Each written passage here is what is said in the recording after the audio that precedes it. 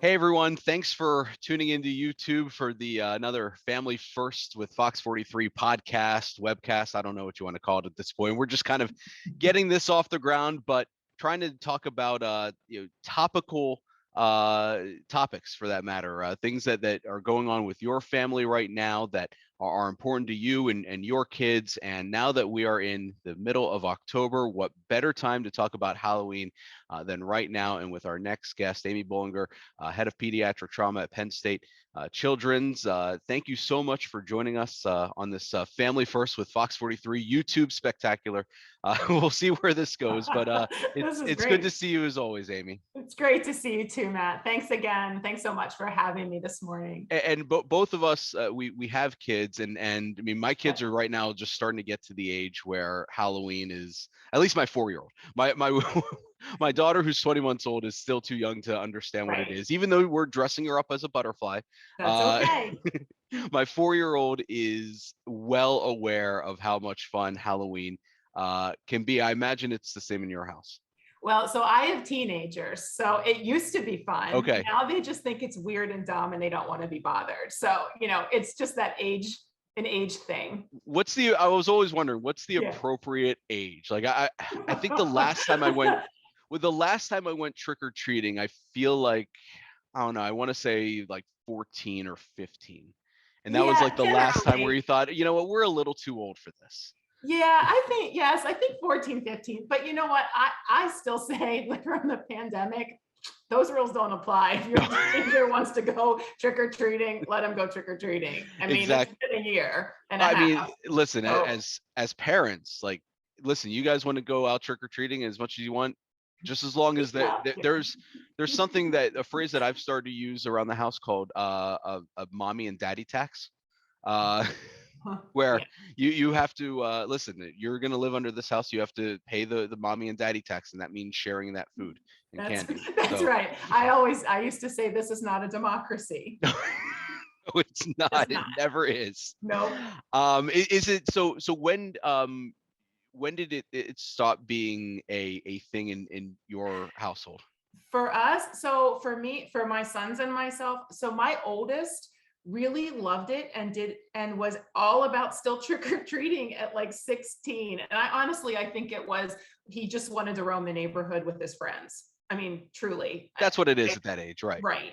Right. Now, my 14-year-old has absolutely no interest in trick or treating at this age. I really think it's kid dependent, teenager dependent. So I, I just let him, I asked him a couple times, and on the third time he rolled his eyes, and I knew I shouldn't ask a fourth time. So I gave Be- him the option. He didn't want it.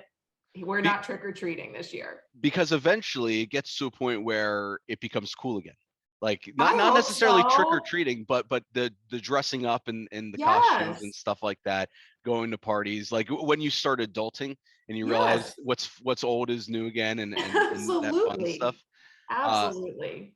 so what's thinking back, like Yeah. historically, go into your memory bank. Oh. What was your favorite costume growing up, and what was your favorite costume for your kids? Okay, so I am a child of the 70s. I'm going to age myself. So for sure, Princess Leia in Star Wars. Okay, I mean, come on, like that in go those to. days there was I don't even remember when it came out. I just remember I wanted the hair thing on the Uh-huh. side of your head and the white dress. And I was thinking about this morning before we got on the podcast. I can remember, I mean, this was 100 years ago, but I remember standing in my kitchen watching the clock till it was time to be able to go run out the door with my bag, because I was going to get as much candy as I could to last till Thanksgiving, right? Yeah. Like I was so excited, and there was nothing worse than when it was cold and my mom would say, "You need to put a coat on." I would be like, "Over my costume? No, I'm not doing Right, that." exactly, Like, I exactly. remember some of those things, but Princess A- Leia for sure. and listen, depending, and not to go into great detail, but depending on, there are multiple Princess Leia costumes. We Right? know Yes. this. One Yes. one of them would have had trouble in the dead of in the Yes. late October. Think old school. Yes, Think like exactly. original, First right? Star Wars, right? Long ago, a long Uh, time ago. so obviously, I mean, we're having a lot of fun talking about Yeah. Halloween because Yes. Halloween at its root is supposed to be a fun, family friendly Correct. holiday. Correct. But we also know, as is the case with a lot of things, that there can be a serious side to things when you're talking Right. about, candy and trick or treating and just, walking around neighborhoods at night and things like that.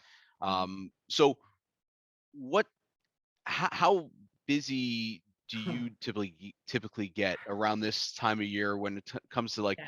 trick or treating and serious issues of, Yeah. pediatric trauma? So here comes gloom and doom, Amy, right? So it Hey, is, I'm the one that asked the question. I Listen, know, we're but just it's keeping it it's real, but it's it's the important. real deal. So I've been doing this work in specifically in pediatric trauma for 6 years. Not one Halloween has passed or trick or treat night has gone past that we have not had 1, 2, 3, 4 kids flown in to the trauma center because they got hit by a car. I mean, that's the reality. Mm. It is, I saw a statistic and I have it here and I want to read it because I don't want to mess it up, right? Safe Kids Worldwide tells us that kids are more than twice as likely to be hit by a car and killed on Halloween than any other day of the year. It's preventable, Matt. That's the thing. It's preventable. The kids who we see are kids who are unsupervised. Number one reason, you think your kids, and I'd love to think that my kids listen to every parental instruction I give them. You and I both know that's not true, right? They get Of course. excited. They're excited. They're dressed up. They're going to score lots of sugar. They're out with their friends. This is like a rite of passage for our children to be able to go out and go trick or treating. They're not thinking about safety. They're not thinking about, mom said I have to cross in the crosswalk. They're not thinking about that. Yeah, They're I mean, thinking you're about, literally going across. You're just zigzagging yes, across and hitting up as many correct. houses in the neighborhood as you can. Right. That's the goal, right? The goal is to get to as many houses as you can in those 2 hours of trick or treat time and get as much candy as you can. Right.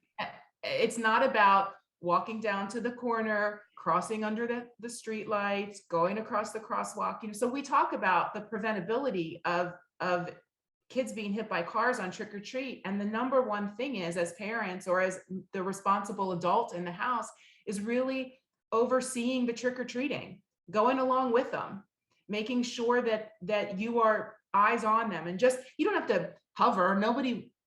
We don't want to be helicopter parents. We don't want to do that, Hmm. but to still be able to be within a couple of feet, 6 feet, 10 feet of an older child, giving them those little gentle reminders about, you can't run across in between two parked cars. Cars aren't looking for you. They're not going to see you. Those kind of things. It's one thing, obviously, like you have to go out with if your kid's 5, 6, 7 years old. But what you're saying is, listen, if they're still trick or treating at 13, 14, even that old, um, keep your distance, but keep an eye. Yeah, for sure. If you're in your neighborhood, you live in a development, right? Suburbia. If Mm-hmm. if you're in a suburban area and you feel comfortable with your 13 and 14-year-olds going in a pack a couple of blocks away, not a heavily traveled road, that might be okay. But if you're in the city, if you're in York City, Harrisburg City, if you're in a city environment where cars are heavily traveling on those city streets, I'd be paying attention Um, and going along. yeah, I, I can't imagine, like, from a kid's perspective, that would be devastating Uh-huh. to have, Yeah. Yeah. to have mom and dad kind I of know. stay back, but also, like, listen, what you're saying is absolutely uh true. So it happens every year, or Every someone gets. year, and the kids who come to us, who get flown in, are not the kids whose parents are right alongside them. The kids we see are the ones who are out on their own or in groups of 2 or 3 or 4, with no adults around. That's who's coming. That's who's coming to us. That's who's getting hit. So, I mean, should we make sure that, I mean, we're talking common sense related things here, Right. but so often we have to repeat common sense related things because we think that's common sense, but it's not. It's not. Walking around with flashlights, walking around with reflectors, things like Yes. that. glow sticks, flashlights, reflective tape. There are trick or treat bags that are reflective, that are that silvery foily stuff. You can go to a craft store, you can go to a big box store and buy a cheap flashlight or some glow sticks, and that really helps drivers to see kids, especially if you're in a costume that's dark, Right. right? It's And dark. a mask where and that prohibits like what you can actually see and You all that can't stuff. see, right? Your vision, your peripheral vision is much smaller in a mask. You don't have it, or you may not be able to see as clearly. What else in terms of what you Sure. typically experience? So a lot of times it's kids, the kids who we see coming to the trauma center on trick or treat night, are the kids who are out on more of a state road, rural road, city street, not really in a development kind of thing. Mhm. That's much more rare.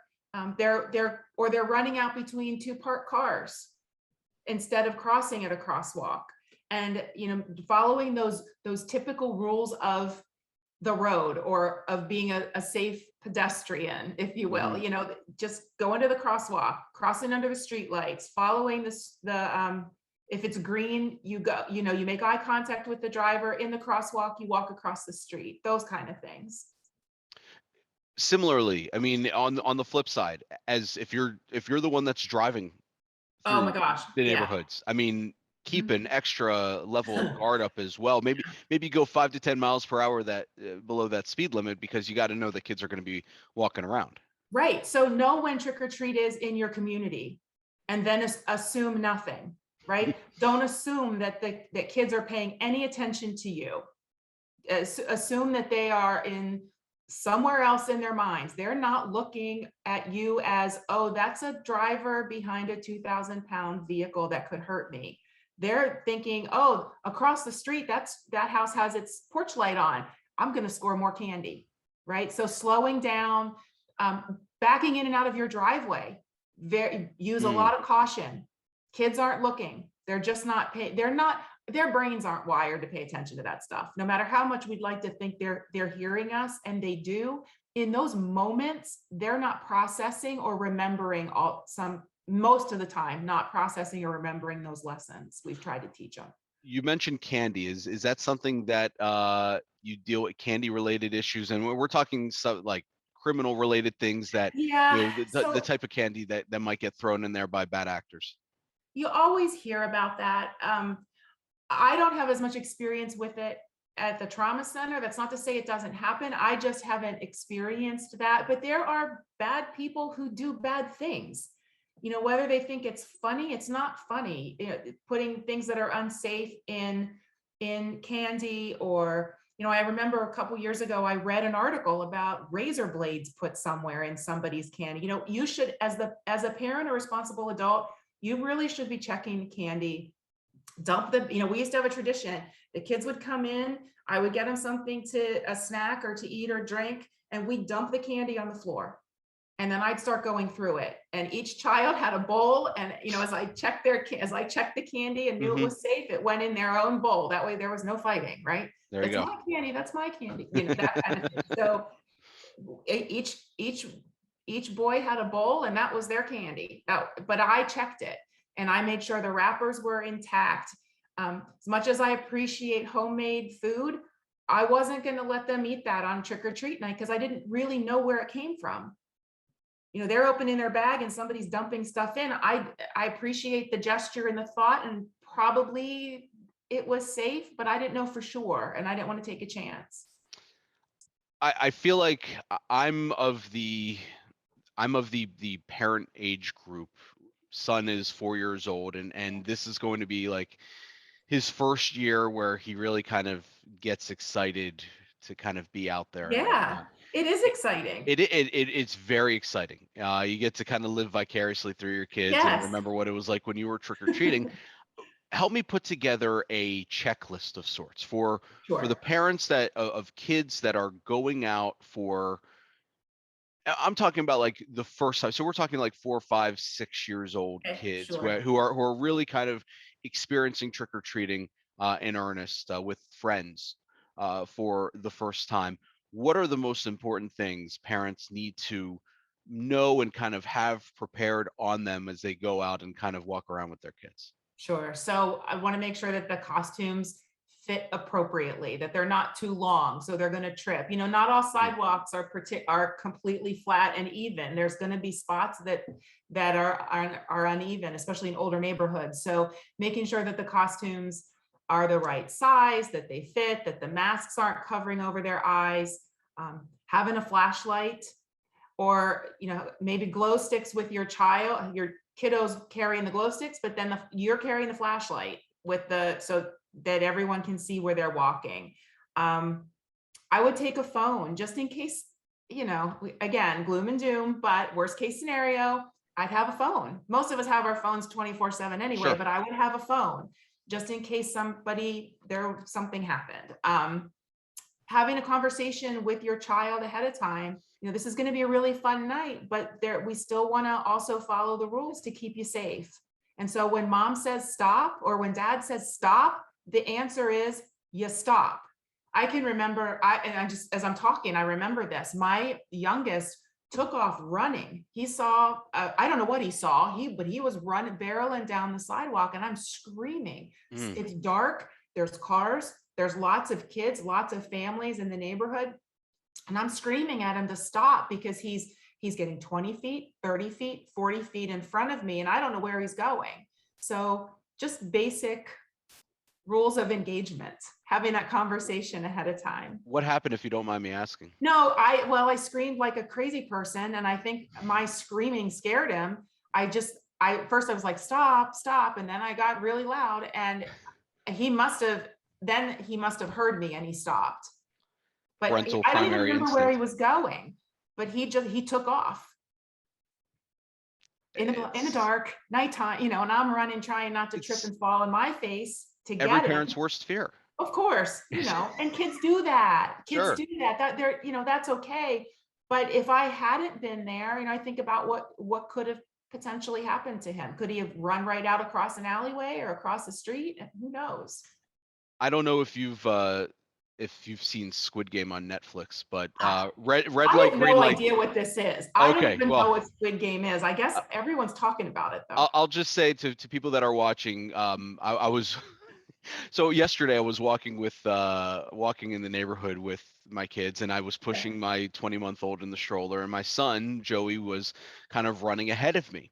And as many parents do, you play red light, green light, Yes. which doesn't, now that there's something that happens, without spoiling anything, in Okay. this show, where red light, green light hits differently now. Oh no. That's all I'll say. Okay. Yeah, All right. that's all I'll say. But stop, go, red light, green light, whatever you want to say. Listen, when you're a parent and your kid is running away from you in the dark, that primal parent instinct kicks in, and you just, doesn't matter what it is, you just scream. Right. I totally get that. Yeah, I'm that mom. I wish I wasn't. I'm that I wish dad. I wasn't that. I wish I was a little quieter, a little more demure. But honest to Pete, my kids don't listen unless I'm screaming. I, They just I don't. I've Excuse me. no, it's okay. I'm trying to get better at my helicoptering. Yeah, it's hard. It's very hard. Yeah. I think it's helped that my hovering has kind of shifted over to my daughter a little bit more, Sure. which has, I can't have the same level of attention on both, the high level of attention on both kids. So I have to trust my 4-year-old a little more, Mhm. that he's going to know the difference between right and wrong, because I know Yep. my 20-month-old is not going to. Correct. And she can go run and get in trouble. So yeah, I Yeah. think being able to kind of focus that attention on her is helping with the, helicoptering of my 4-year-old. But I mean, you never truly ever get uh get away from that, and No, I guess that's a good thing. I mean, yeah, I would rather yeah, care it than not. is. they have to, I always say you're playing zone defense when you have more than one child. You're playing zone defense, right? Yes. You're watching, and you can't be right next to both kids at the same time. As somebody once said to me, when you go from one child to two, it's the same as going from 1 to 10, because you're, Yes. especially So when true. they're the ages of your kids. I mean, they are just on the move. So you're just trying to figure out what's the safest for both of them, understanding that you would have already taught your 4-year-old when he was 2, when he was Mhm. 3, some basic safety concepts. This has been a great conversation, and I love having these conversations with you because, at the end of the day, yeah, this is a serious conversation, and we're Sure. not trying to be Debbie Downer No. because but these are fun things, and the best way to have fun is to do things safely to make sure that it doesn't end with That's right. with not fun. That's right. Uh, um, that's a poor way of explaining it, but I think people will get the gist of it. Listen, if you want to have a good time, just do these simple things, and Yeah. trust me, you're going to have a good time, because doing that is going to be hovering over your kid is better than them ending up in the emergency room. And Right. that's kind of a dour way to say it, but it's true. We want you to have fun. I don't want to see you or your children in the trauma center. I mean, life's short. Life's short enough, and we've been through enough in the last year and a half. I want you to go out and have fun, go trick or treating, get some semblance of normalcy back, so that you're creating these fun traditions with your family, not a tradition that ends up with us in the Well, hospital. we'll end on this. What is the candy of choice handing out at the Bollinger household? So now that my 19-year-old is allergic to peanuts, now Okay, that he's out of the house, it's Reese's. there When you he was in go. the house, it was anything but peanut candy, but And always Hershey's. Yeah, I have to say, always I a mean, Hershey's product. listen, I'm it's obligated, right? geographic bias. Totally understand. But Absolutely. you also can't go wrong with the peanut butter cups. Correct. It's the number one. Right. Amy Bollinger, head of pediatric trauma at Penn State Children's in Hershey. Uh, thank you so much for joining us on Family First with Fox 43. Thanks, Matt. It's been great to spend time with you this morning. Likewise.